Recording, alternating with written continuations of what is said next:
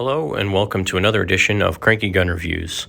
Today we're going to do another video on pattern collecting, and the guns that we're talking about today are the New England Firearms and Harrington and Richardson single-shot break-action shotguns.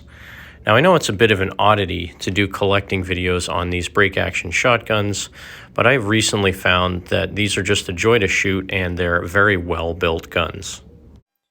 My most recent purchase is this gorgeous Topper Jr. Model 490 and 20 gauge. That's a Harrington and Richardson, and it has a modified choke barrel. Next up is the New England Firearms branded. This is a Partner Model SB1 in 410 bore. This will take a 2.5 or 3-inch shell, and it has a full choke on it. I did a video on this one not that long ago. I actually purchased this one to replace the Stevens Model 301 break-action 410 shotgun that I had. And this gun is much more of a gun than the Stevens was. And rounding out my collection, if you can call it that, is the Model 088 Harrington and Richardson, which is actually the first of the three that I purchased, and this is a 20 gauge shotgun as well. This has a 26-inch long full choke barrel, and this one is probably in the worst shape out of the three that I own. However, it really is not that bad.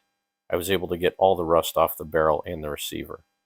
Now, Harrington and Richardson and New England Firearms did make these in a 12 gauge, a 10 gauge, and a 28 gauge as well, but I'm not necessarily as interested in any of those. If I found a 12 gauge for a very inexpensive price, I may pick it up, but even the 20 gauges are pretty punishing when you shoot them.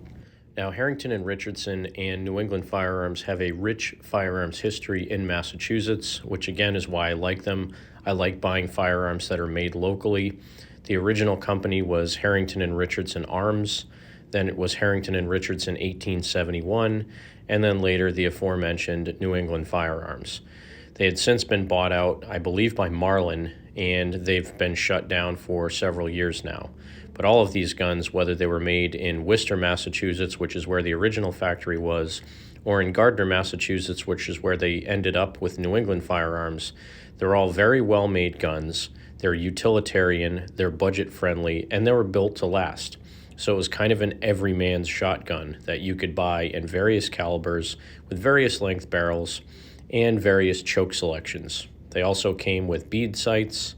All of these have a 26-inch barrel, I believe, and they all have nice bluing.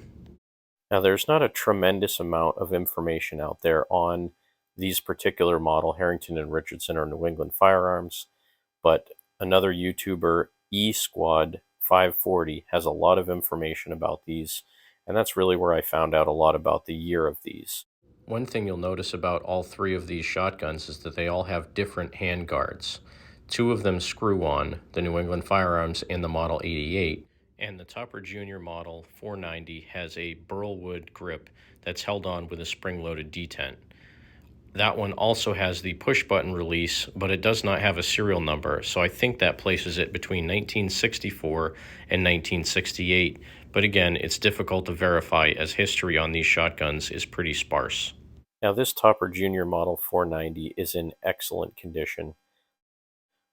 This one in particular I wanted to buy because it has a shorter stock and it has the older style foregrip that does not have a screw in it. It just has a spring-loaded pad inside that you just literally pull down on it and it pops off the action.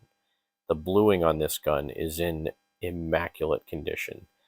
I almost think that this gun, if it was fired at all, was only fired once or twice. When I ran a bore snake down the barrel was so shiny it looks like it's never had lead in it. If you look at the hole that the sight threads into from inside the barrel, there is no leading whatsoever in that hole.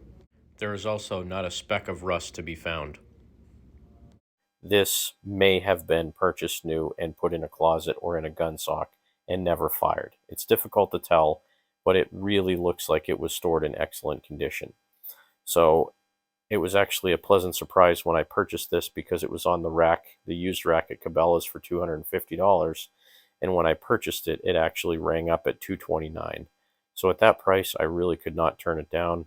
That's about the same as what I paid for my original Model 88. And this thing is just in immaculate condition.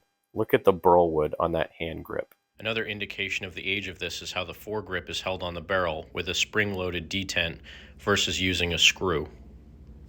Something else that's a little bit interesting, when I took off the butt plate to look at the rear of the stock, you can see that it has a handwritten number 32 on the butt.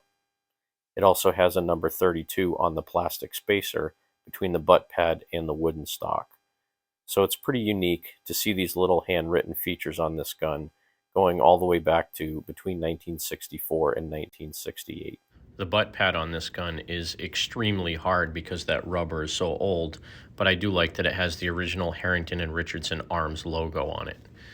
Now, I was pretty happy when I picked this up because I was at my local Cabela's and I had looked at it for 3 weeks prior to actually purchasing it, and it was on the shelf for $249. Well, when I actually picked it up and decided to go buy it, it rang up at $229. So it's always a pleasant surprise when you can save money on firearms. I did have plans of kind of miniaturizing this one by making the barrel 18.5 inches long and maybe even reducing the length of pull on it a tiny bit to make it more of a handy shotgun. But I think based on the condition that this gun is, and it's a unique model being that it's a 490 Topper Junior, I'm going to end up doing the work to my Model 88 instead. Thanks for watching another edition of Cranky Gun Reviews Pattern Collecting. I hope that you enjoyed the video. Leave a comment below. Thanks for watching.